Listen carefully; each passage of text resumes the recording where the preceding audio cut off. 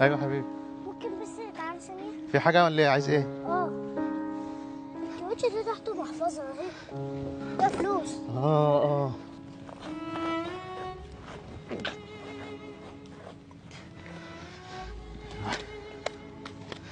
بسم الله الرحمن الرحيم. الله، ده فيها فلوس كتير قوي يا ولا.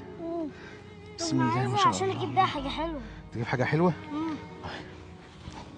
ده فيها بطاقة وفيها كارت. دي بتاعت ناس يا حبيبي، دي أمانة. لا طب انا عايز فلوس عشان اجيب حاجة حلوة. خد، هات لك حاجة حلوة. خد يا حبيبي، هات لك حاجة حلوة، روح. ماشي.